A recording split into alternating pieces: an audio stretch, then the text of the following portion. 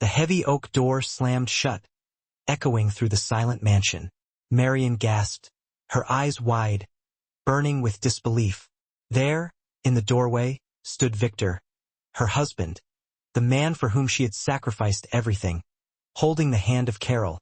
His pregnant ex-Carol's swollen belly was a blatant, cruel betrayal. "Was this your plan all along?" Marion's voice cracked, sharp as a whip. The room seemed to shrink, crushed by the weight of the truth, sinking like a stone. Victor's gaze flickered, a fleeting but undeniable hint of regret in his eyes. From the shadows, a low, sinister chuckle reverberated, the unmistakable presence of Dom, the mafia boss, Victor's fiercest rival, whose obsession with Marion was as deadly as the vendetta raging between them. Tonight, the hidden war was out in the open. Tonight, lives would be irrevocably shattered. The air was thick with unspoken threats, jealous hatred, and a bitter taste of disillusionment.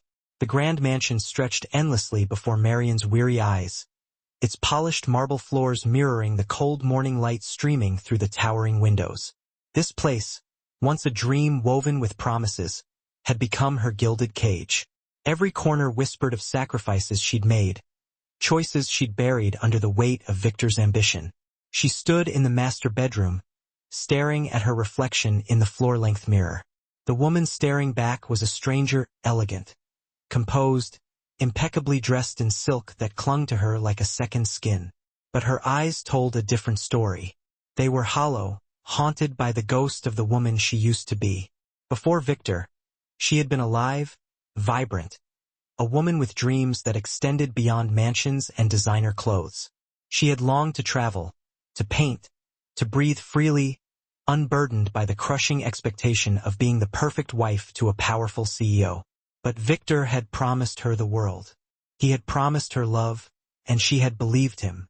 Marion's fingers traced the edge of the vanity table, stopping at a framed photograph, their wedding day. Victor's smile was radiant, confident, his arm wrapped possessively around her waist. She remembered the feeling of being chosen, cherished, seen. It had felt like magic, but magic always fades. The first crack appeared 6 months into their marriage. A late-night phone call, a woman's voice, breathy and familiar. Victor had brushed it off, kissed her forehead, and promised it was nothing. She had wanted to believe him.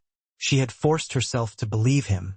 Then came the business trips that stretched longer than necessary, the scent of unfamiliar perfume clinging to his shirts, the cold distance in his eyes when he looked at her as if she were an obligation rather than a partner. Marion had swallowed her doubts, reshaping herself into whatever Victor needed. She attended galas with a practiced smile, laughed at the right moments, and played the role of the devoted wife flawlessly. She gave up her friends, her hobbies, her identity, all to fit into the mold he had crafted for her. And still, it wasn't enough. The sound of footsteps echoed through the hallway, pulling her from her thoughts. Victor was home. Her heart clenched instinctively, a reflex born from years of waiting, hoping, and being disappointed. She smoothed her dress, took a breath, and prepared to face him. But tonight would be different. Tonight, the fragile world she had built around denial and hope would shatter completely. Because tonight, Victor wasn't alone. The penthouse suite overlooking the city was Dom's kingdom, perched high above the moral compromises of ordinary men. Floor-to-ceiling windows framed the glittering skyline, but his gaze was fixed on something far more dangerous, the surveillance feed playing across 3 monitors mounted on the obsidian wall. Streets, businesses, people, all of them under his watch, all of them in some way belonging to him. Dom was a man carved from darkness and shaped by the cruelty of ambition. His sharp jawline bore the marks of old violence, a scar cutting across his left cheekbone, a testament to the world he inhabited.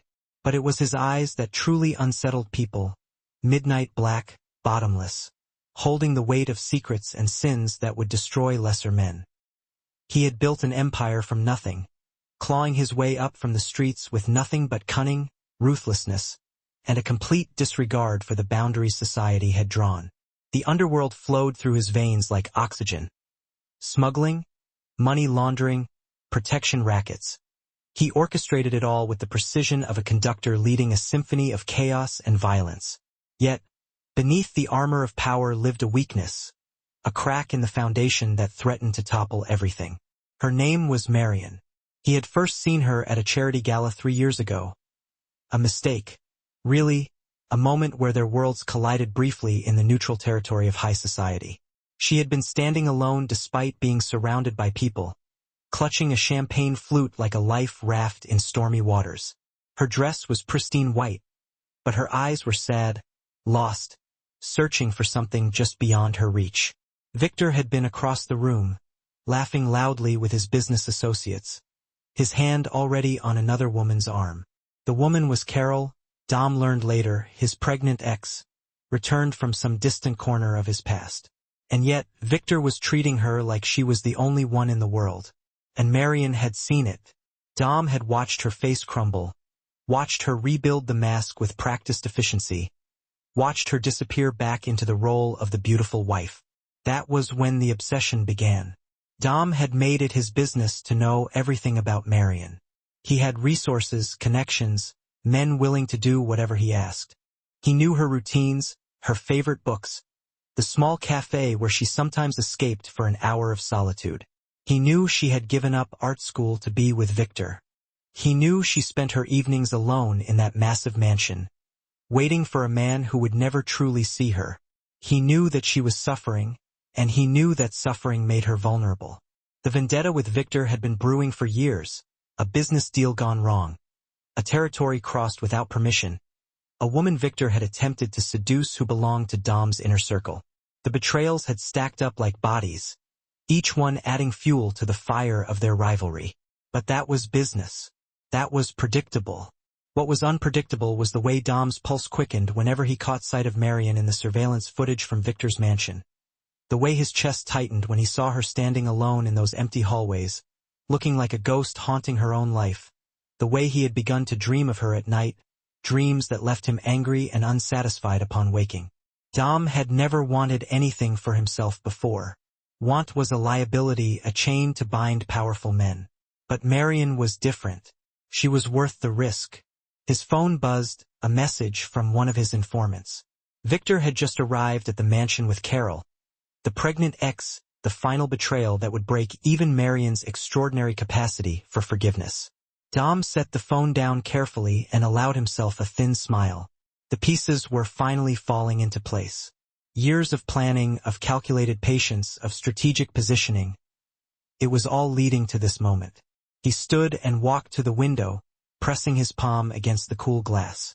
Somewhere down there in that mansion on the hill, Marion was about to discover the depths of Victor's cruelty. Her world was about to collapse. And when the dust settled, when she had nowhere left to turn and no one left to trust, he would be waiting. He would be there to catch her as she fell. And this time she would stay in his arms. The evening had begun like any other. Marion had dressed for dinner. A deep emerald gown that Victor once said brought out the color in her eyes. She had waited by the window of the study, watching the city lights flicker to life as dusk descended. Her hands were trembling slightly, though she couldn't quite explain why. Intuition, perhaps, the way animals sense an approaching storm. Victor's car pulled into the circular driveway at 8. She heard the heavy sound of the front door opening. His voice calling out in that commanding tone he reserved for servants and subordinates. But there was something else beneath it, a nervous energy, almost frantic, and then another voice, female, young. The accent was different, the tone tentative and uncertain. Marion's stomach clenched. She descended the grand staircase slowly, deliberately, her hand trailing along the mahogany banister. Each step felt weighted with the gravity of what was about to unfold. Some part of her, a part that had grown sharp and perceptive over years of betrayals, already knew, already understood the shape of this particular cruelty. But knowing and witnessing were two different things. Victor stood in the foyer, his tailored suit still crisp from the day, his dark hair perfectly styled. He looked powerful, commanding, the kind of man women threw themselves at and men envied. Behind him, pregnant and glowing in that way only expectant mothers could manage, stood Carol. Carol, who had been Victor's girlfriend before Marion. Carol, who had supposedly moved on, married someone else, created a life on the other side of the country. Carol, whose name Victor had promised never to mention again. Carol, who was carrying Victor's child. The realization crashed through Marion like a physical force, stealing her breath. She gripped the banister harder, forcing herself to remain upright, forcing her face to maintain its facade of composure even as her entire world tilted sideways. Marion. Victor's voice cut through the silence. He looked up at her, descending the stairs, and she saw something flicker across his features. Guilt, yes, but also something colder, something that looked almost like resignation, as if she were an obstacle he had already decided to discard. Carol is going to be staying with us for a while. She needs support. The baby is due in 3 months, and she needs stability. She's alone. You're joking. The words came out before Marion could stop them. Her voice steady despite the chaos erupting inside her chest. She reached the bottom of the stairs, her heels clicking against the marble floor with each deliberate step. You're actually standing here telling me this in our home, as if this is some reasonable request? Carol shifted uncomfortably, one hand resting protectively on her rounded belly. She was younger than Marion, 23, maybe 24, with doe eyes and the kind of delicate beauty that men like Victor collected like trophies. She looked frightened, out of place in the opulence of the mansion. I didn't know, Carol said softly, looking between Marion and Victor. I didn't know you were still married. What did Victor say? Marion turned to look at her husband, her eyes blazing with a fury that seemed to surprise even him. Did he tell you we were separated? Did he tell you that our marriage was over? Did he paint me as the villain while casting himself as your savior? Victor's jaw clenched, his hands balled into fists at his sides. Marion, don't do this. Not here. Not in front of Carol? Why is she the only person who matters now? Is she the one whose feelings we need to protect? Marion's voice cracked slightly, but she pushed through it, channeling her pain into something sharp and cutting. I gave you everything, Victor. I walked away from art school. I turned down a scholarship to study abroad. I moved across the world to be with you. I became whoever you needed me to be, whenever you needed me to be it. I erased myself completely. Her words hung in the air between them, heavy with years of swallowed resentment and unspoken accusations. Carol looked down at her feet, her cheeks flushed with embarrassment. Victor's expression had hardened into something defensive, almost cruel. And I provided for you, he said coldly, each word a blade. I gave you this house. I gave you everything you could possibly want. I made you my wife. That was the deal. The deal? Marion laughed, a hollow, bitter sound that echoed through the cavernous foyer. The deal was supposed to be love, Victor. Not a transaction, not whatever this is. She gestured at Carol, at her belly, at the grotesque tableau of betrayal laid bare. Did you think I wouldn't find out? Did you think you could just bring her here, and I wouldn't realize that child is yours? Victor didn't answer. His silence was answer enough. That was when the lights flickered, just once, a brief interruption in the electrical current that powered the mansion. It was subtle enough that Carol might not have noticed, but Marion did, and she knew what it meant. Someone was here, someone who shouldn't be. A figure emerged from the shadows of the hallway, tall, imposing, dressed entirely in black, despite the warmth of the evening. Dom, the mafia boss, Victor's greatest rival, the man whose name alone was enough to make powerful men go pale. He was smiling, that slow, predatory smile that suggested he had seen everything and was thoroughly amused by the spectacle. Victor, he said, his voice smooth as silk and twice as deadly, I heard you were having family issues. Thought I'd stop by and pay my respects. His eyes shifted to Marion, and the smile deepened. Bella, you look ravishing this evening, though I must say, you also look like a woman who's finally seeing her husband for exactly what he is. Get out, Victor snarled, stepping protectively in front of Carol. This is my home. You have no right. I have every right, Dom interrupted, taking a slow step forward. In fact, I think I have more of a right than you do because I would never treat a treasure like Marion as if she were disposable. I would never bring another woman into my home.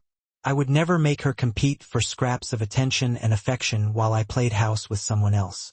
He was looking at Marion as he spoke, and she felt something shift inside her. Danger, raw, intoxicating danger, the kind that made the blood pump faster through your veins and reminded you that you were still alive. Who do you think you are? Victor's voice was rising, his control fraying at the edges. I'm a man who's been waiting for the right moment, Dom replied, his eyes never leaving Marion's face. And I think the moment has finally arrived. Your wife has given you enough chances, Victor. She's given you her entire life. And what have you given her in return? Humiliation, betrayal, a second-rate existence as a shadow in your mansion. Marion felt Carol's frightened gaze dart between the three of them. The girl looked like she wanted to disappear into the walls. Victor was clenching and unclenching his fists, his face darkening with rage. Marion doesn't want anything to do with you, Victor spat at Dom. Ask her. Ask her, Dom said simply. All eyes turned to Marion. She stood in the center of the foyer, caught between two men and two entirely different futures. Victor represented everything she had known, the familiar pain, the comfortable betrayal, the slow death of self that came from loving someone incapable of truly loving you back. Dom represented the unknown, danger, darkness. A man whose obsession with her was written across his features as clearly as a confession. She should have chosen safety. She should have chosen the familiar. But Marion was tired of being safe. I want both of you out of my sight, she said quietly, her voice carrying the weight of finality. Victor, you can stay in the guest house. Carol can take the east wing, but I want distance. I want space, and I want time to decide if I can even bear to look at you again. Marion. Victor reached for her, but she stepped back. Don't. The word was sharp enough to cut glass. Don't touch me. Don't speak to me. Don't pretend that any of this was acceptable. I'm done, Victor. I'm finally completely done. Dom was watching her with an intensity that should have terrified her. Instead, it made her feel seen. It made her feel dangerous. It made her feel alive. There's my car outside, he said softly. When you're ready to leave this place, I want you to know that option exists. Marion didn't answer. She simply turned and walked toward the staircase, leaving the three of them behind in the cold marble foyer. But her heart was racing, and her mind was already spinning with possibilities that terrified and thrilled her in equal measure. Behind her, she could hear Victor arguing with Dom, their voices rising and colliding like thunder. The war had begun, and somehow, impossibly, Marion had become the prize they were both willing to destroy each other over. The question was, which of them would she allow to catch her when she finally fell? The mansion had transformed into something else entirely, a pressure cooker where emotions boiled beneath the surface of civility, waiting for the moment the lid would blow clean off. Marion moved through the halls like a ghost, existing in the spaces between the chaos, observing the wreckage of her marriage with a clarity that was almost painful. Carol had settled into the East Wing, her presence a constant reminder of Victor's infidelity. The girl wasn't malicious, really. She was just a young woman who had been seduced by an older, powerful man and left to navigate the consequences alone. Marion had caught her crying in the library yesterday, one hand pressed to her belly, the other clutching a photograph of a man who was clearly not Victor. A different life, a different dream, one that had shattered when Victor had stepped in with his money and his promises. It was a familiar story, just played out in a different iteration. Victor, meanwhile, was descending into a state of controlled fury. He appeared for meals, but said nothing, his jaw locked tight, his eyes boring holes into Marion whenever he thought she wasn't looking. There was regret there, yes. She could see it in the way his hands would occasionally reach toward her before he remembered himself and pulled back. But there was also something uglier beneath it, a need to reassert control, a desperate desire to make her understand that she had no right to defy him, no matter what transgression he committed, as if infidelity came with an expiration date on betrayal, after which the betrayed party simply had to accept and move forward. The tension had reached its apex 3 nights after Dom's appearance. Marion had been in the library, surrounded by books she wasn't reading, when Victor found her. He closed the door behind him with a deliberate click that suggested he had no interest in being overheard, which used to make her compliant but only made her angry now. "We need to talk," he said, and his voice held that edge of command that used to make her compliant but only made her angry now. "Do we?" Marion turned a page in her book, not looking up at him. "You don't understand the situation." Victor moved closer, his movements controlled but urgent. "Carol is vulnerable. She's carrying my child. I have a responsibility to her." Marion finally looked up, her eyes blazing. "You have a responsibility to her? What about your responsibility to me, Victor? What about the vows you made? The promises you kept breaking? Or do those only apply when you feel like honoring them?" "This is different," Victor said, his voice dropping lower. "You're strong. You can handle this. Carol can't. The pregnancy is complicated. She needs you to be a father to her child, not a husband to another woman. There's a difference." Marion stood up suddenly, needing the physical advantage of height over him. "And frankly, I don't care what Carol needs. She knew you were married. She came here anyway. That's on her." "That's not fair," Victor protested, and she almost laughed at the irony. "Fair?" The word came out as a bark. "You want to talk to me about fair? Fair would have been you being faithful. Fair would have been you choosing our marriage over whatever cheap thrill you were chasing. Fair would have been honesty instead of lies. But you don't get to lecture me about fairness now, Victor. You lost that right the moment you brought her into our home." He reached for her then, his hand finding her wrist with the kind of gentle firmness he had always used when he wanted to manipulate her into compliance. "Marion, please. We can get through this. I love you. I've always loved you." She pulled her wrist away, the rejection sharp and clean. "No, you don't. You love the idea of me. You love the way I look on your arm at galas. You love the way I've molded myself into whatever shape you needed. But you don't love me. You've never actually seen me. If you had, you never would have done any of this." Victor's face darkened. She could see the moment something shifted in him, the moment her defiance crossed from acceptable to intolerable. He grabbed her again, this time with more force, his fingers digging into her arm hard enough to leave marks. "You don't get to rewrite this narrative," he hissed. "You don't get to paint yourself as a victim when you knew exactly what you were signing up for when you married me. You knew I was ambitious. You knew I was ruthless. You knew what kind of man I was." "I knew you were a businessman," Marion said coldly, wrenching her arm free. "I didn't know you were a coward. I didn't know you were the kind of man who brings his pregnant girlfriend into his wife's home and expects her to smile and accept it. I didn't know you were capable of this level of cruelty." "Cruelty?" Victor laughed, a harsh, bitter sound. "You think this is cruelty? Let me tell you what cruelty is. Cruelty is what I'm about to do if you keep pushing me. Cruelty is what happens when you make me choose between my child and my marriage, because I will choose my child, Marion, every single time. And if that means I have to break you to make it happen, then so be it." The threat hung between them like a weapon. Marion felt her pulse spike, adrenaline flooding through her system.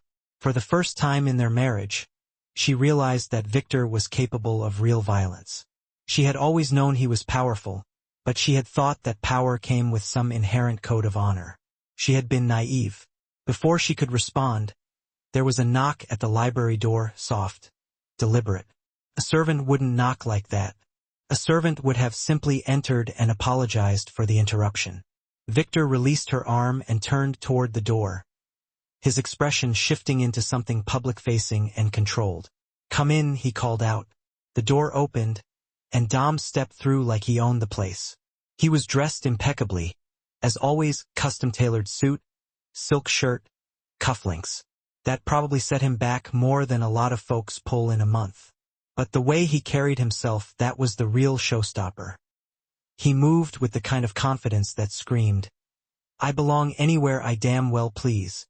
"Bella," he said, his eyes locking onto Marion instantly and staying put. "I just swung by to check on you.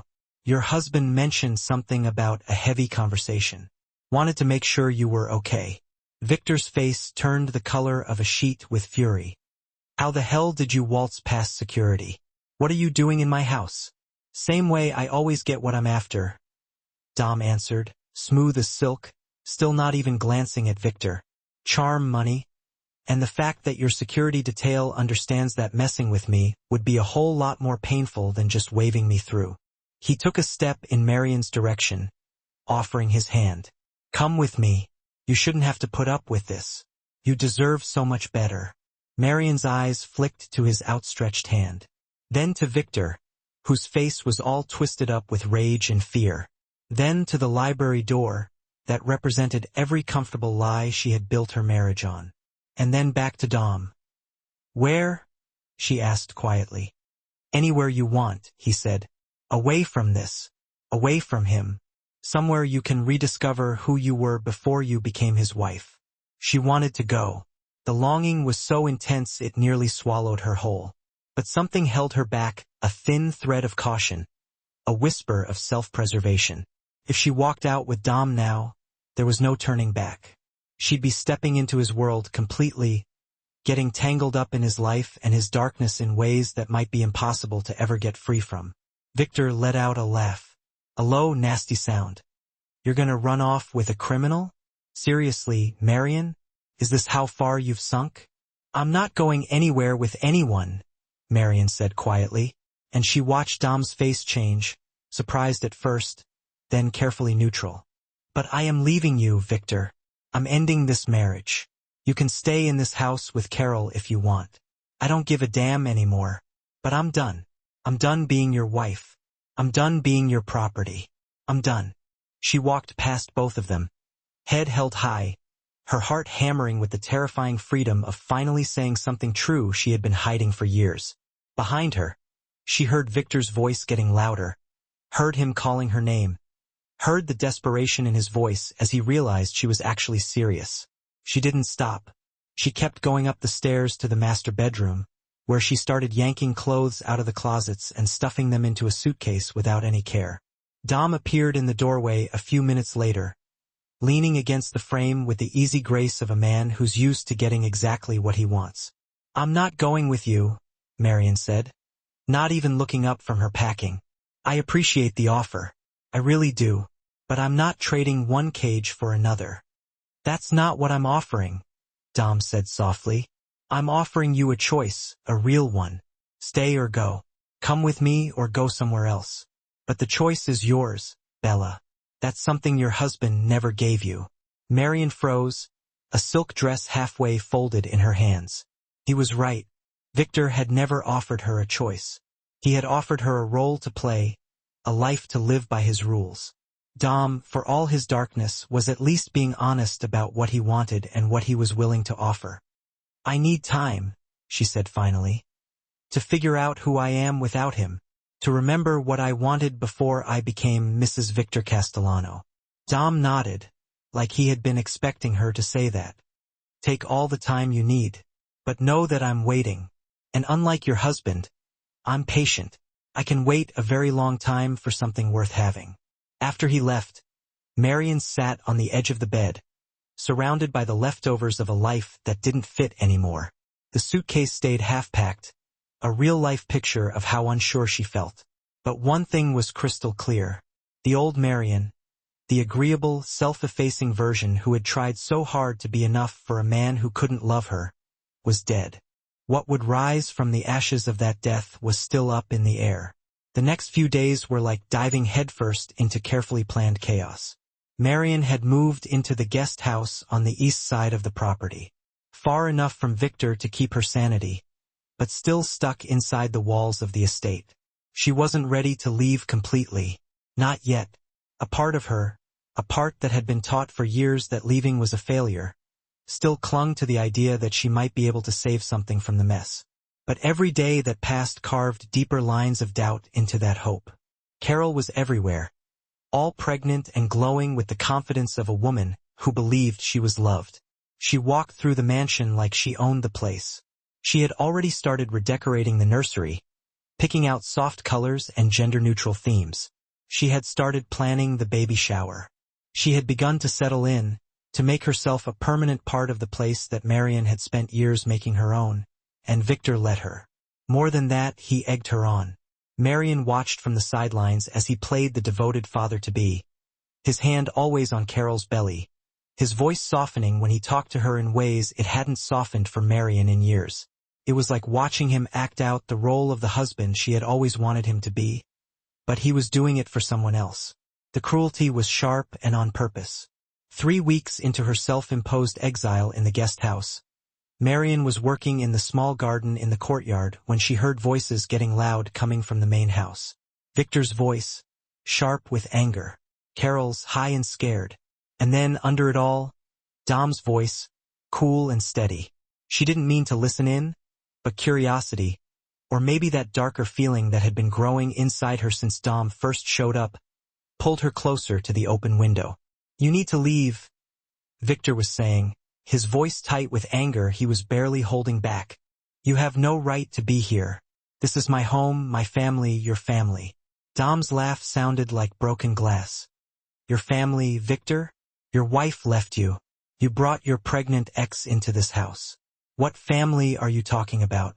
That's none of your damn business," Victor snapped. "On the contrary, it's very much my business," Dom answered, and Marion could almost hear the smile in his voice. "Because Marion is my business, and watching you destroy her little by little is something I'm not going to stand for anymore." Marion pressed herself against the wall, barely breathing, her heart pounding. "She's still my wife," Victor said, and there was almost a desperate tone to his voice now. "Legally, she's still my wife. Whatever you think you have going on, it ends now. Got it?" Dom's voice dropped lower, taking on a dangerous edge. "Let me spell it out for you, Victor. You're going to wake up one morning pretty soon and realize that Marion has decided to divorce you. You're going to lose her, your business, and maybe even your life, depending on how cooperative you decide to be.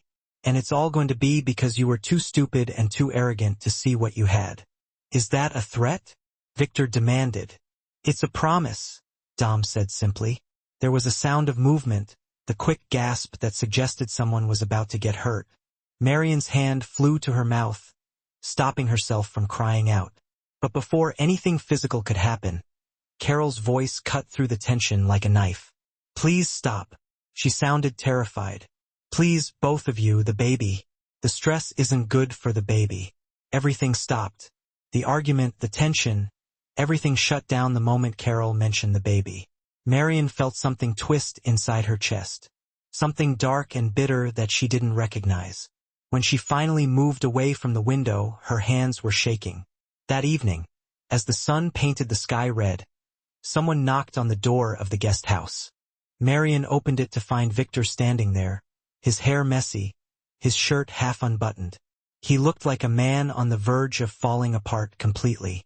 "We need to talk," he said, and his voice was different. Now without the commanding tone, without the arrogance. What was left was something raw, more vulnerable, and it was almost worse than his anger. She let him in, even though every part of her screamed to slam the door and lock it. "I'm losing you," he said without any lead-up, walking to the window and pressing his forehead against the glass. "I can feel it happening, and I can't stop it. It's like watching a landslide coming at you and not being able to do anything about it." "Then don't," Marion said quietly. "Let me go." Victor turned to face her, and she was shocked to see tears running down his face. "I can't. I love you. I've always loved you. Even when I was being awful, even when I was hurting you, I love you, Marion. Please tell me there's still a way to fix this." The vulnerability in his voice almost broke her. This was the man she had fallen in love with, the man who was hidden under the arrogance, the man who was capable of real emotion and real pain. If she had heard this vulnerability years ago, before the betrayals had turned into something harder and colder, she might have given in. She might have believed him, but she was different now. The betrayals had taught her something that his words couldn't change anymore. "There's no way to fix this," she said, and she meant it. "You can't cheat on someone over and over, bring their replacement into their home, and then expect a few tears and apologies to make everything okay. That's not how love works, Victor. Real love means respect. Real love means respecting the other person's boundaries and their dignity. You never did that for me. You just took and took and took until there was nothing left." "I'll change," he said desperately. "I'll get rid of Carol. I'll send her away. I'll do whatever it takes. No. Marion's voice was firm. You won't because she's carrying your child. And as much as I hate the situation, I won't be the reason a woman loses her support when she's pregnant. You made your choices, Victor. Now you have to live with them. He reached for her then, his hands finding her face, his thumbs brushing across her cheeks with a tenderness that felt like a knife. Don't do this. Don't leave me. I'm nothing without you. Then I guess you'll have to figure out who you are, Marion said. And she pulled away from him, because I'm done being your reason for existing. I'm done being your mirror. I'm done. After he left, stumbling out into the darkness like a wounded animal, Marion sat in the quiet of the guest house and let herself cry. Not for Victor, but for the woman she had been when she married him. For all the dreams she had given up. For all the parts of herself she had erased trying to be enough for a man who would never be able to truly see her. The tears were a release, a cleaning. When they finally stopped, something inside her had shifted. The last threads holding her to Victor had snapped. She was free, and that freedom was both terrifying and exciting. 2 days later, she got a visit from Dom. He showed up at the guest house in the late afternoon, bringing flowers, white roses that made her think of being pure and starting over.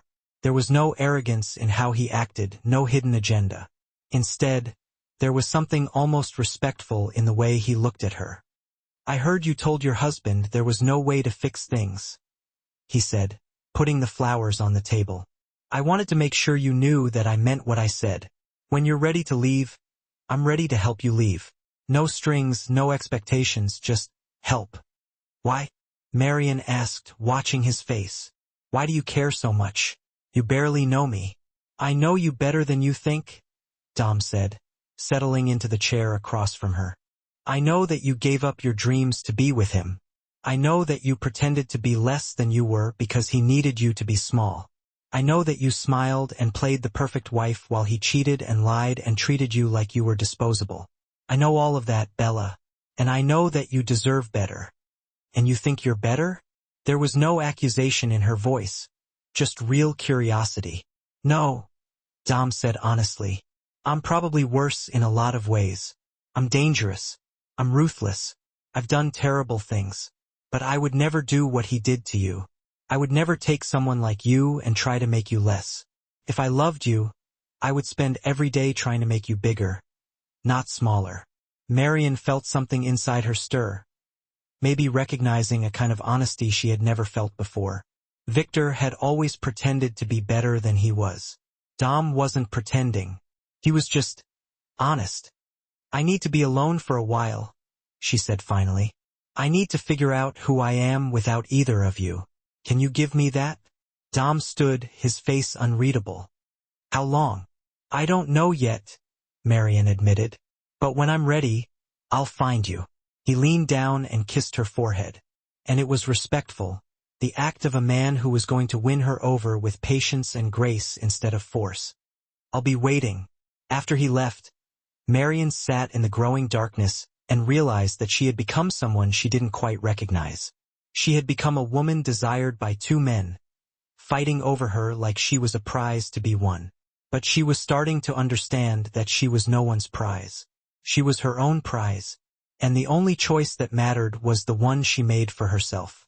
The question was, what did she actually want? The night it all fell apart happened to be on a Thursday. Nothing special about it, except it was the night she woke up from the nightmare and realized that being free and being safe weren't the same thing. She had been living in the guest house for 5 weeks, going through her days in a carefully made routine that kept her away from both Victor and Dom. She told herself it was about finding herself again, about getting her identity back, but really it was about avoiding things. As long as she stayed stuck in this in-between space, she didn't have to make the final choice that would shape the rest of her life. The night started like any other. Marion had taken a bath, put on comfortable clothes, and was reading in bed when the power went out. Everything, every light in the guest house, went dark at the same time, leaving her in complete darkness. Her first thought was just being annoyed. The electrical system in the mansion was shaky at best, always having power surges and failures.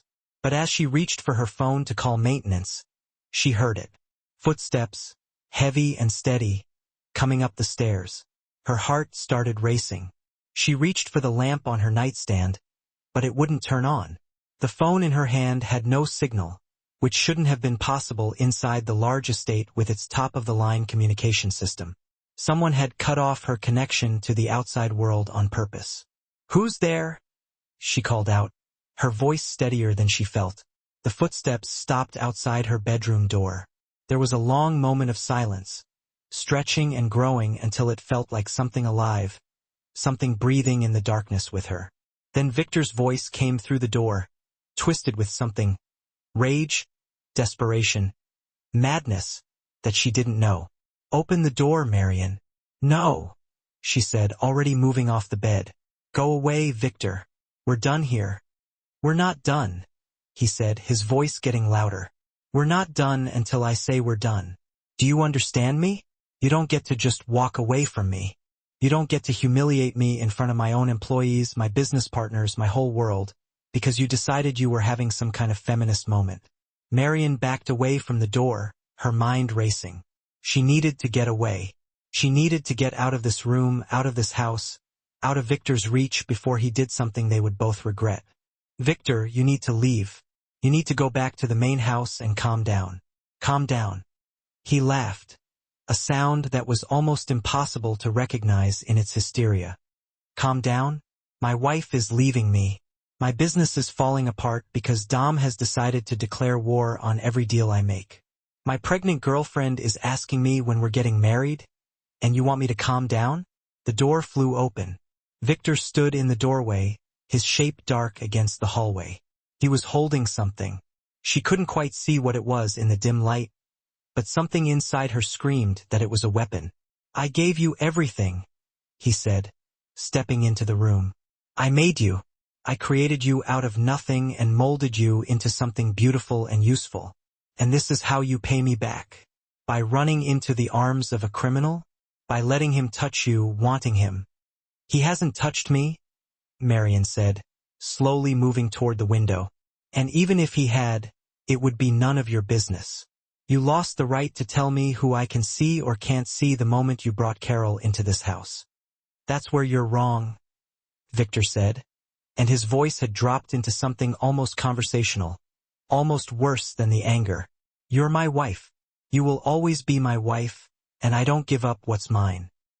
He moved toward her with the easy confidence of a man who had never been told no and wasn't ready for what no actually meant.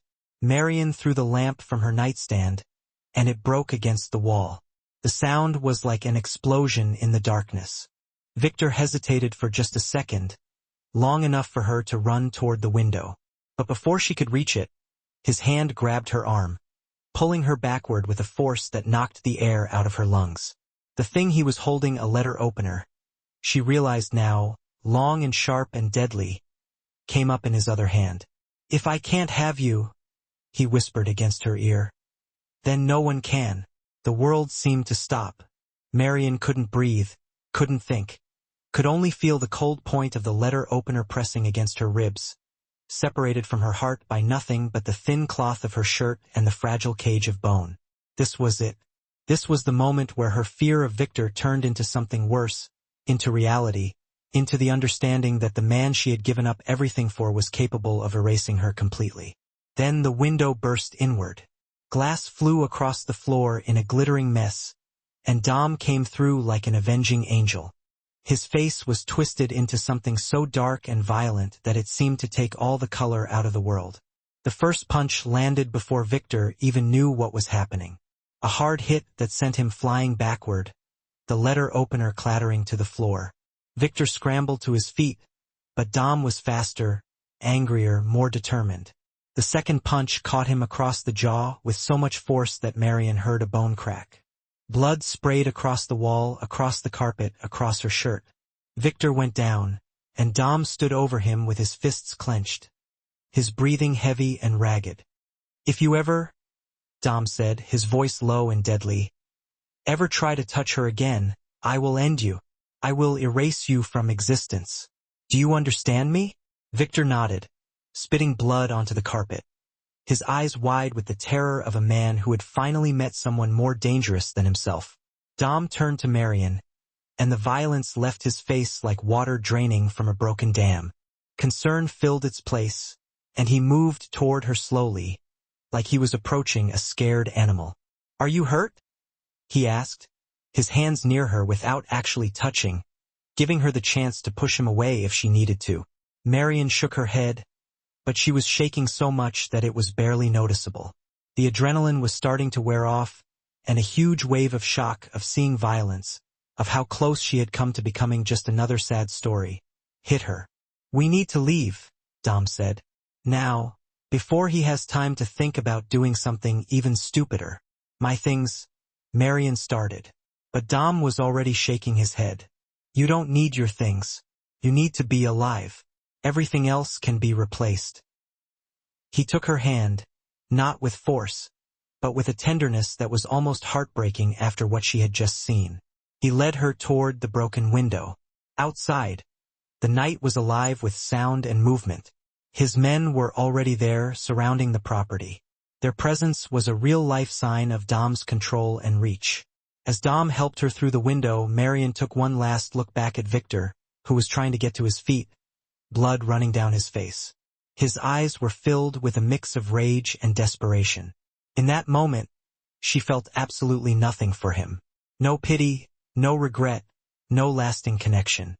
He was just a man she used to know. A chapter in her life that had ended more violently than she could have ever imagined. The cold night air hit her skin like a wake-up call. She was leaving. She was actually doing it, and there was no turning back. Dom's car was waiting at the bottom of the driveway, black and sleek and terrifying in its promise of a completely different world. As he helped her into the back seat, Marion realized that she had just crossed a line she could never uncross. The old life, the mansion, the carefully built identity, the role of the beautiful wife, was behind her now, burning away like a bridge on fire.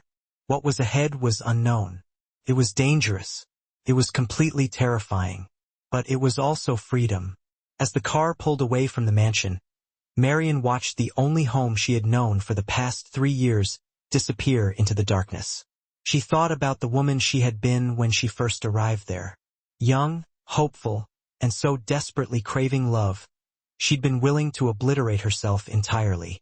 That woman felt like a stranger now, like someone she'd only read about in a book. Dom sat beside her in the back seat, not touching her, giving her the space she needed to process everything that had just happened. After a long while, he spoke. "I'm sorry," he said quietly, "for what you had to endure, for what you're going through, for all of it."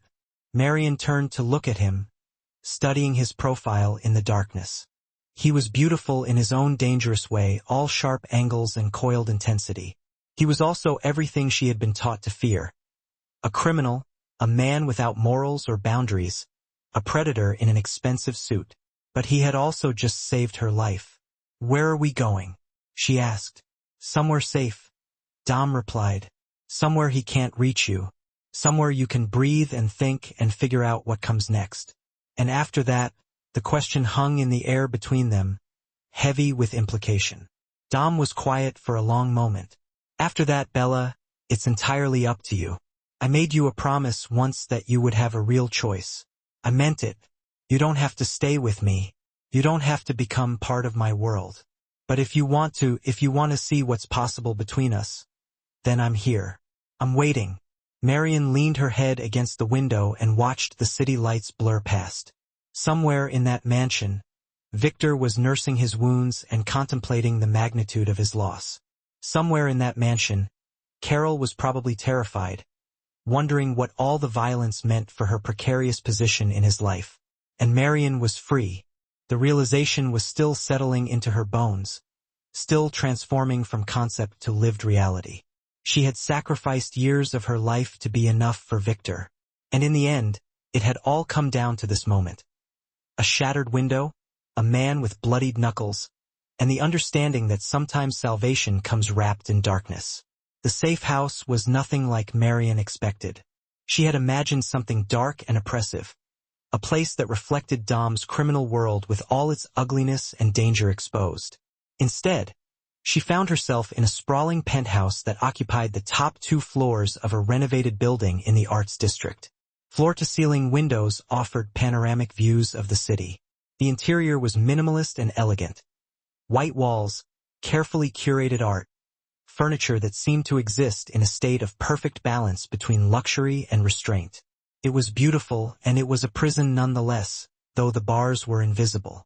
Dom's men guarded every entrance, not aggressively, but their presence was undeniable. "They're there to protect you," Dom explained, "to keep Victor from attempting another act of violence, to ensure that you're safe." But safety, Marion was beginning to understand, was relative. She was safe from Victor's violence. She was safe from the life she had known. But she was also trapped in a different kind of cage, one made of gratitude and obligation and the suffocating weight of owing someone your life. The first week was the hardest. Marion barely left the bedroom Dom had set aside for her. She existed in a state of dissociation, moving through the hours like a ghost, unable to fully process the velocity of change that had torn through her existence. One moment she had been a woman playing house in a mansion, and the next she was a fugitive wrapped up in the life of a man she barely knew. Trauma, she discovered, moved in layers. The initial shock gave way to grief, which gave way to anger, which gave way to something more complicated and nuanced. A strange sort of gratitude mixed with resentment, affection mixed with fear. Dom gave her space, which surprised her. He didn't press her to talk about what had happened in the guest house. He didn't ask her to explain her feelings or her intentions. He simply made sure that her every need was met. Meals appeared in the kitchen, fresh flowers decorated the living room, books and art supplies were provided for distraction or inspiration. On the 8th day, she finally ventured out of the bedroom and found him in the study, working at a massive mahogany desk. He looked up when she entered, and something flickered across his face. Surprise, perhaps, or relief. "You look better," he said, setting down his pen. "How are you feeling?" "Like I've been hit by a truck," Marion replied, moving to the window. The city below was alive with movement and sound. Millions of people going about their lives, unaware of the small dramas that shaped individual existences. "I don't know if that's better or worse than before." Dom rose from his desk and joined her at the window, maintaining a careful distance between them. "Trauma is a process. What you experienced, it's going to take time to process. There's no timeline for that. Did you know?" Marion asked suddenly. "Did you have someone watching me? Is that how you knew Victor was going to come after me that night?" "Yes," Dom answered without hesitation or apology. "I had someone monitoring the situation. The moment Victor cut the power and blocked the signals, my man alerted me. I was already close enough to reach you in time." She should have felt violated. The rational part of her mind understood that his surveillance was an invasion of her privacy, a breach of boundaries. But the part of her that had nearly been murdered with a letter opener could only feel gratitude mixed with an uncomfortable awareness of how completely she was now dependent on this man. "Victor's filed for divorce," Dom said, changing the subject with gentle deliberation. "His lawyers contacted yours this morning. He's willing to give you a substantial settlement if you agree to certain terms, mainly that you don't press charges for the assault." Marion felt the words settle into her chest like stones. Divorce. It was abstract the moment she said it in anger to Victor, but now, transformed into legal documents and financial negotiations, it became devastatingly real. Her marriage was ending. The life she had sacrificed everything to build was being dismantled by lawyers and signatures and money exchanged like a transaction. "What about Carol?" she asked. "She's still at the mansion. Victor is refusing to acknowledge the child as his, which is creating complications. She's filed her own lawsuit, demanding support for the pregnancy and the child after birth. It's become rather messy." Marion felt a surprising twinge of sympathy for the girl. Carol had been a pawn just like she had been. The difference was that Carol was trapped in the mansion with Victor, while she was here, relatively free if somewhat confined. "I want to see her," Marion said. Dom's expression shifted into something protective and guarded. "That's not a good idea. I don't care." Marion turned to face him, her eyes steady. "I need to speak with her, woman to woman. I need to understand what she's experiencing." And I think she needs to know that she's not alone in this. She's still in Victor's house, which means she's under his control, Dom said carefully. Approaching her could put you in danger. Then send your men with me, Marion replied. But I'm going, whether you help me or not. There was a long moment of silence. Dom studied her face as if trying to determine whether she was serious or simply bluffing. He must have decided she was serious because he nodded slowly. I'll arrange it, he said. But we do this my way. You go, protected. You speak with her and you leave. No exceptions. Do you understand? The mansion looked different when Marion returned to it. Smaller somehow, less grand. The spaces that had felt so overwhelming when she lived there now seemed almost quaint. Her eye, trained by Dom's penthouse and its carefully curated aesthetic, could see the cracks in the facade, the slightly worn carpet, the water stain on the ceiling of the entryway, the way the marble floors seemed to amplify every sound into something hollow and empty. Carol was in the nursery, sitting in a rocking chair, one hand resting on her belly. She looked up when Marion entered, and her face went through a series of expressions. Surprise, fear, confusion, and finally something that might have been understanding. You came, Carol said softly. I wasn't sure you would. I wanted to see how you were, Marion replied, taking a seat on the edge of the crib. And I wanted to talk to you if you're willing. Victor says you've been living with Dom, Carol said, her voice carrying the weight of accusation and envy in equal measure. The MAFIA boss. He's angry about it. He thinks Dom is using you somehow. Dom saved my life, Marion said simply. Victor tried to kill me the night I left. Did he tell you that? Carol's eyes widened. He said you had a fight. He said you were leaving him for Dom and he tried to stop you, but he didn't tell me he actually tried to. She swallowed hard, her hand moving protectively to her belly. Is that what he's going to do to me? It was the question Marion had been waiting for, the one that revealed the true nature of Carol's situation. What do you think? She asked gently. I think I made a terrible mistake, Carol whispered. I thought he loved me. I thought that if I got pregnant with his child, it would prove something. It would make him choose me. But he's been different since he left. Darker. He barely touches my belly anymore. He doesn't talk about the baby the way he used to. Marion felt the familiar ache of recognition. She had been Carol once. Young, hopeful, convinced that her love was enough to transform a man who was fundamentally incapable of transformation. He won't change, Marion said quietly. No matter what you do, no matter how much you sacrifice or how hard you try, he won't change. Because change requires someone to want to be better. Victor doesn't want to be better. He wants to be right. So what do I do? Carol asked, tears streaming down her face. I'm 8 months pregnant. I have nowhere to go.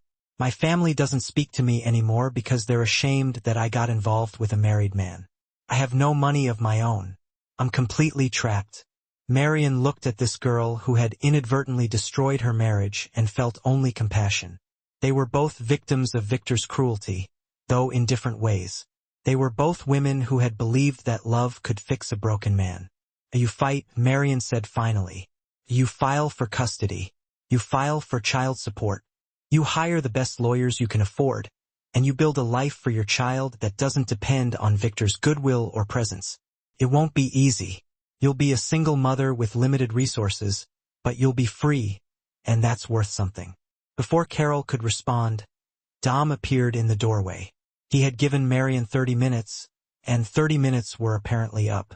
Marion stood, preparing to leave, but Carol caught her hand. Thank you, she said, for coming, for telling me the truth, for understanding. Marion squeezed her hand gently. You're going to be okay. The child you're carrying, they're going to have you.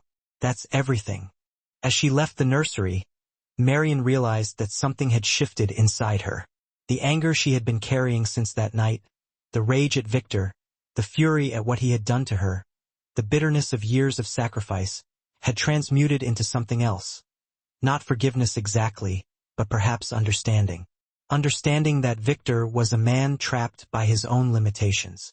And while that didn't excuse his behavior, it did explain it.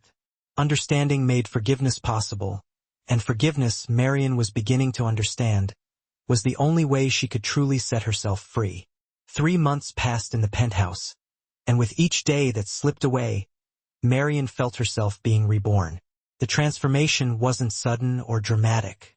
It was gradual, almost imperceptible, like a photograph developing in chemical solution. Layer by layer, her identity was emerging from the shadows of what Victor had demanded she become. She started painting again. Dom had discovered her looking longingly at the art supplies he'd provided and had simply smiled, as if he'd been waiting for this moment all along. Now the spare bedroom had become her studio, and it was filled with canvases in various stages of completion. Her work was dark and visceral, abstract representations of trauma and liberation, pain and transformation. It was unlike anything she'd created before Victor, but it was undeniably hers. Dom never pressured her about the future. He never asked when she planned to leave or whether she was staying. He simply existed in her life like a constant, a steady presence that had become essential to her ability to breathe. They fell into a rhythm. Mornings when he would leave for his business dealings, afternoons when she would paint, evenings when they would have dinner together and talk about everything except the things that mattered most. But there was an unspoken tension between them, a current of electricity that grew stronger with each passing day. It lived in the way his hand would brush against hers when passing a glass of wine. It lived in the way she would catch him watching her when he thought she wasn't paying attention. It lived in the space between them that was simultaneously too close and not close enough. The divorce was finalized on a Tuesday. Marion's lawyer called with the news, confirming that all the papers had been signed and filed. She was officially no longer Victor's wife. The realization should have felt monumental, but instead it felt like a whisper, the quiet acknowledgement of something that had already died long ago. She told Dom that evening. They were on the balcony watching the sunset paint the city in shades of amber and rose when she said it simply. The divorce is final. He was quiet for a long moment. How do you feel? Free, Marion said, and she meant it. For the first time in years, I actually feel free. Dom turned to face her, and there was something vulnerable in his expression. A crack in the armor that he usually maintained so carefully. You're not obligated to stay here, right? The legal threat from Victor is gone. Your settlement is substantial. You could leave tomorrow if you wanted to. You could start over somewhere completely new. I know, Marion said. So why don't you? He asked. And the question held layers of meaning. Asterisk, why don't you leave me? Bella? Why do you stay?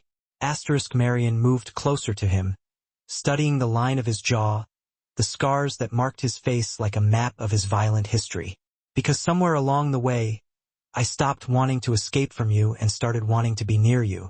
I can't tell you exactly when it happened, but it did. Dom reached out and cupped her face in his hands, his thumbs brushing gently across her cheekbones. I love you. I have since the moment I saw you standing alone in that ballroom, looking like you wanted to disappear. I've been patient because I knew you needed time to heal, to figure out who you were without him. But I need you to know I'm not asking for gratitude. I'm not asking for obligation. I'm asking for a choice, a real one. Do you want to be with me, Bella? Not because I saved you. Not because you're afraid of being alone, but because you actually want to be with me. It was the most honest thing he'd ever said to her. It was also the most terrifying. Marion thought about Victor, about years of sacrificing herself for a man who would never be capable of truly seeing her. She thought about the violence, the betrayal, the slow erosion of self that came from trying to be enough for someone whose emptiness was bottomless. She thought about Carol, trapped in that mansion, still believing that her sacrifice would eventually translate into love. And then she thought about Dom, this dangerous man who had given her space to heal, who had never demanded anything from her except the truth, who had asked her to choose him, knowing full well that she might choose to walk away. There was no perfect choice. There was no safe choice. But there was a choice that felt true. And maybe that was all anyone could ask for. She kissed him slowly, carefully, tenderly. It was a kiss that tasted like redemption and risk in equal measure. It was a kiss that sealed a decision that could either be the best thing she ever did or the worst. But it was her decision to make, and that mattered more than anything. When they finally pulled apart, Dom's eyes were wet. She had never seen him cry before, It seemed impossible that a man so hardened by violence and darkness could contain tears, but he did, and they fell silently down his scarred cheeks. "I love you," she said, and she meant it with a completeness that terrified her. "Not because you saved me, not because I'm grateful, but because you see me. You've always seen me. You're the first person who ever did." They made love that night, and it was nothing like the mechanical, obligatory encounters she had endured with Victor. It was slow and gentle and filled with a kind of reverence, Dom touching her like she was something sacred, something worthy of care and attention. It was healing, and it was dangerous, and it was everything she had unknowingly been searching for. Afterward, lying in the darkness with his arms around her, Marion felt something settle into place inside her. The fractured pieces of herself were beginning to coalesce into something whole. Not the same as before. That woman was gone, and perhaps she had needed to be, but something new, something stronger, something that belonged entirely to her. The next morning, she received a call from Carol. The girl's voice was breathless with excitement and terror in equal measure. "The baby came early," Carol said, the words tumbling out in a rush. "A boy. 7 pounds, 4 ounces. He's perfect, Marion. He's perfect." "That's wonderful," Marion said. And she meant it. "How are you feeling?" "Terrified," Carol admitted. "Victor is refusing to acknowledge him as his child. His lawyer is claiming the baby could be anyone's, which is ridiculous because there's no way that's possible. But he's fighting the paternity test, and I don't know how I'm going to do this alone." "You're not alone," Marion said, and she felt Dom watching her from across the room. "Listen, I know someone, a lawyer, someone brilliant and ruthless and completely on your side. Let me give you her number. You fight, Carol. You fight for your son the way you should have been fighting for yourself all along." After the call ended, Marion turned to Dom. "I want to help her," she said, "with legal fees, with whatever she needs. I want to make sure that Victor doesn't get away with abandoning his child." Dom nodded slowly. "I'll have my lawyer make some calls. We can set up a fund, anonymous, so Victor won't know it's you." "Thank you," Marion said. "For what?" "I haven't done anything yet. For not telling me I'm being foolish. For not saying that helping her is a waste of resources or that I'm too damaged to be thinking about anyone but myself. For simply accepting that this is who I am now. Someone who wants to help other people escape the same trap I barely survived." Dom pulled her close, pressing a kiss to her forehead. "You were never damaged, Bella. You were just temporarily displaced from yourself, and I would do anything to keep you exactly as you are." Over the following weeks, Marion threw herself into helping Carol. She hired the best lawyers. She made sure that the financial settlement was more than adequate to support mother and child. She even visited the hospital to meet the baby. A small, perfect creature with Carol's delicate features and something in his eyes that reminded her of hope. She also began to build a life with Dom that was separate from the violence and the darkness of his criminal empire. He introduced her to people, artists, philanthropists, people who existed in the gray space between legitimate business and something far more shadowy. She made friends. She took classes. She painted. She lived. It wasn't a fairy tale. There were difficult moments. Times when Dom had to leave suddenly because someone in his organization had betrayed him. Times when she would glimpse the violence lurking beneath his carefully controlled exterior. Times when she would wonder if she had simply traded one form of captivity for another. But there was also trust. There was also honesty. There was also the daily choice to be with him, to love him, to build something together. It was fragile and imperfect and utterly real. 6 months after moving into the penthouse, Marion returned to the mansion one final time. She had coordinated with Dom's lawyers to purchase the property from Victor, a move that was ostensibly designed to avoid any future confrontation, but which Marion knew was also Dom's way of removing Victor's leverage entirely. The man had fled the city, too humiliated and too afraid to remain. Carol and her son were now living in a small but comfortable house that Marion had purchased for them. The mansion felt like a tomb, empty of life, stripped of meaning. Marion walked through the halls, remembering the woman she had been in these spaces. The careful wife, the devoted ornament, the woman who had erased herself completely. She looked nothing like that woman anymore. The woman in the mirror now had paint stains under her fingernails and fire in her eyes. She had scars, not visible but real nonetheless. She had a voice that was no longer apologetic. She had choices. In the master bedroom, she stood at the window where she had once waited for Victor to come home, her heart full of desperate hope. The view was the same, but everything else had transformed. She was transformed. That night, she and Dom had the locks changed. She donated most of the furniture to charity, keeping only a few meaningful pieces.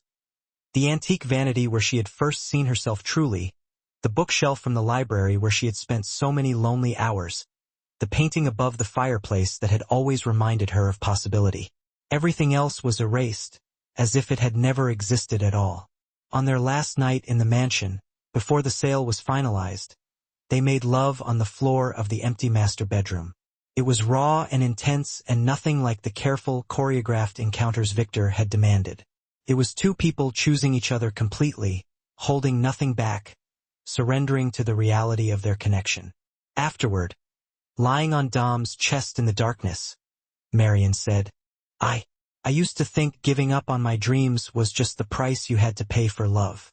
I figured if I made myself small enough, insignificant enough, pliable enough, somebody somewhere would finally decide to keep me around. But that's not what love is all about. What is it then? Dom asked, his fingers gently tracing patterns on her bare shoulder. Love means being seen, really seen, all the way down to the bottom and being chosen anyway. Love is someone taking a good, hard look at your worst parts and deciding they're staying put. Love means being brave enough to let yourself be loved without feeling like you have to earn it or justify it in some way. She took a breath, then added, That's what I feel with you. That's what I finally get about what real love actually means. Dom was quiet for what felt like a long time. Marry me, he finally said. Marion pulled back a little to look at him, surprised. What? Marry me? He repeated, making sure she understood. Not because I saved you, not because you feel like you owe it to me, but because you love me and I love you, and we're both brave enough to try and build something real together. She could have said no, of course. She could have argued that she had just gotten out of one marriage and didn't need to rush headfirst into another. She could have protected herself by keeping him at arm's length, emotionally speaking. But Marion had spent so many years shielding herself from getting hurt that she had forgotten what it felt like to open herself up to joy. She had spent so much time saying no to herself that she had actually forgotten how to say yes. Yes, she whispered, barely audible. Yes, I'll marry you. They got married a week later in a small, intimate ceremony on the penthouse balcony, overlooking the city that had become her home. Carol was there with her son. Dom's closest associates stood as witnesses. There were no bridesmaids, no fancy white dress that cost more than a car, no guest list with 1,000 names on it. There was just honesty and choice and the radical act of two broken people deciding to try and build something beautiful together out of the pieces. When Victor caught wind of the news, he tried one last act of revenge, a lawsuit, claiming emotional distress. It was a campaign designed to tarnish Dom's reputation, a desperate grab for power that had already slipped through his fingers like sand. But he had already lost, hadn't he? He had lost Marion the moment he chose Carol. He had lost his dignity the moment he tried to silence Marion with violence. He had lost his future the moment he became the kind of man who could look at someone he claimed to love and see only an object to control, a pawn in his game. Marion didn't pay much attention to the lawsuit. She was too busy building the life she had always wanted, a life where she was the main character in her own story, not just a supporting player in someone else's narrative. She kept painting. She continued to help Carol out whenever she could. And she continued to love Dom with the fierce, protective love of someone who truly understands what it means to be saved by someone you're saving right back. It wasn't a perfect ending, not by a long shot, but it was a real one. It was a beginning. 2 years later, Marion stood in her gallery in the Arts District, surrounded by paintings that told the story of her transformation. The opening was a hit. Her work was raw and visceral, abstract representations of trauma transmuted into beauty of a woman learning to reclaim her narrative, piece by piece. Dom watched from near the entrance, dressed in his customary black, a figure of controlled power in a room full of people putting on airs. He was no longer completely consumed by his criminal empire. He was in the process of building legitimate businesses, of becoming someone different for her, with her by her side. Carol was there, too, standing near one of Marion's paintings with her son. The boy was now a beautiful, healthy toddler with his mother's eyes. He asked endless questions about colors and shapes, and Marion answered each one with patience and tenderness. "This one is about becoming yourself," she had told him earlier. "It's about recognizing that someone else's version of you doesn't have to be the final version." The lawsuit with Victor had finally been settled. He had been forced to acknowledge his financial responsibility for Carol's son, and had retreated to some distant corner of the world where his money still held some sway. Marion rarely thought about him anymore. He had become a ghost in her past, only important as the catalyst for her transformation. When their daughter was born a year later, Marion held the infant in her arms and felt something profound settle into her bones. This was not the life she had imagined when she married Victor. This was real. This was messy. This was absolutely, completely hers. Dom stood beside her in the hospital room, one hand on their daughter's impossibly small head, and Marion could see the transformation written all over his face. The hardened criminal had become tender. He had become capable of love that was patient and selfless and real. 3 years after that, with another child on the way, Marion stood once again in her gallery for another exhibition. The paintings told a story not of trauma and transformation, but of healing and continuation. They showed people learning to love each other across the boundaries of their damage. They showed the possibility of redemption for people the world had written off as irredeemable.